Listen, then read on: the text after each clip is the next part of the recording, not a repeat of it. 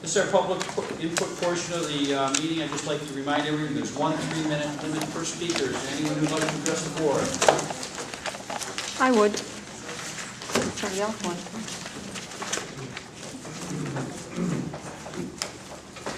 Actually, I just have 2 comments. First comment is about not being able to hear everyone who speaks. I have trouble hearing everyone at times, and I'm always in front of the room. It's especially a problem when the speaker turns from the microphone. Okay? Perhaps you should take a look at the entire system and the way sound is picked up.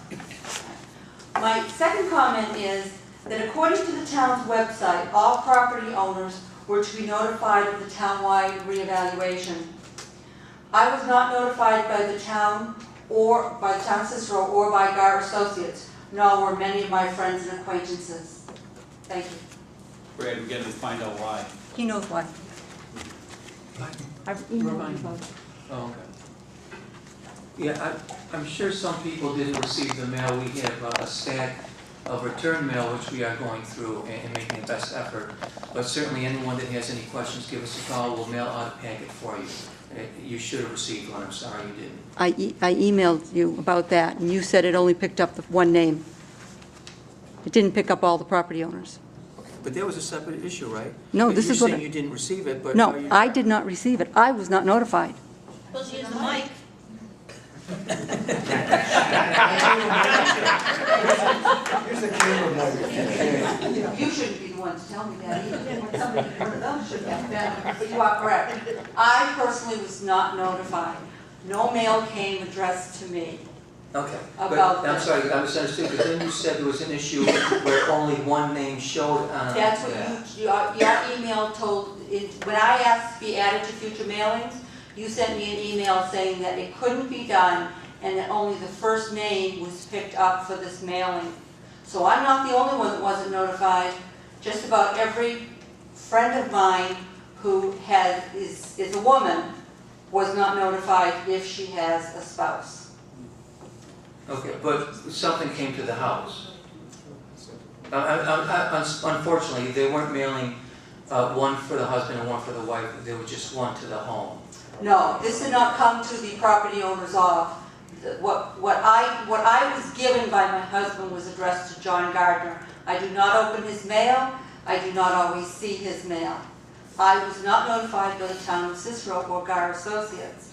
Now, my husband and I happen to have a fairly decent relationship, but there are a lot of people in town where the second person would not have been notified. I like to be notified of things if my name's on something. Well, Sharon Edict always notifies me to pay the taxes. they are only mailing out one per household, but certainly if anyone wants one, give me a call, we'll get a packet to you.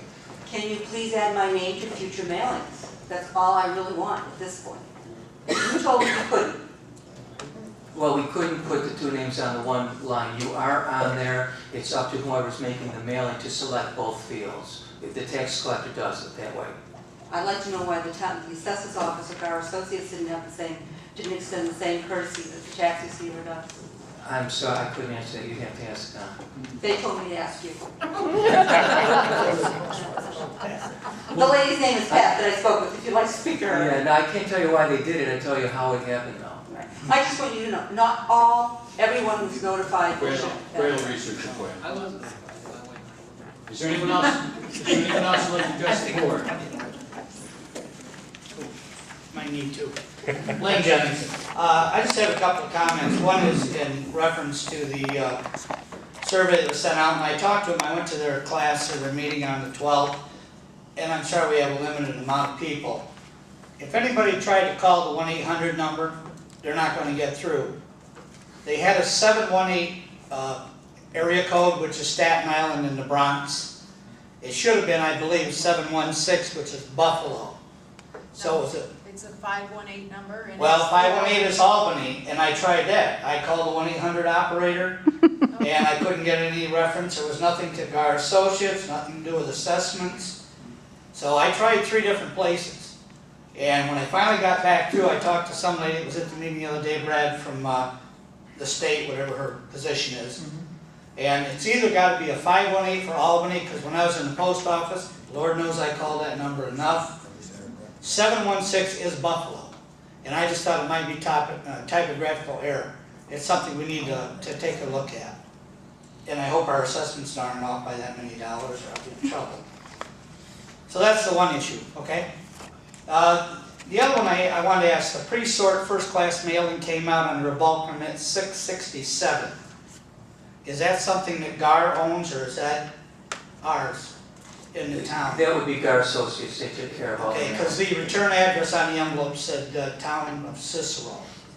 So I just wondered if we were paying something on that or No, that's we're included not in paying our... the postage. Okay. We're receiving the return mail so that we can research the address. Okay, very good.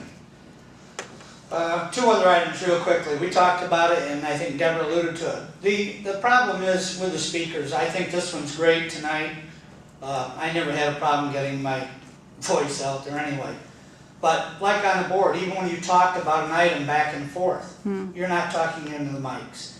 And I mentioned this probably 6 months ago. The speakers up here are okay, but another set of speakers to the rear of the room facing in towards the board would greatly enhance the sound in here.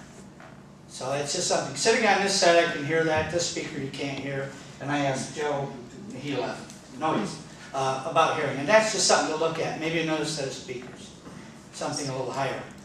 And my last issue, today as I was driving around, actually 2 days ago, over by Driver's Village, there's a dumpster that's got a van stuck in it and a huge sign. That's probably one of the most distracting things on an intersection. We've had problems with people turning left, people turning right, going straight ahead.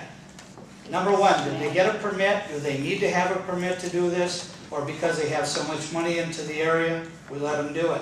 This is a distraction to drivers. And I think it needs to either be removed or set back into Driver's Village somewhere a little more off the main thoroughfare. Wayne, are you looking at it tomorrow? Yes, I will. And that's it. Thank you very much.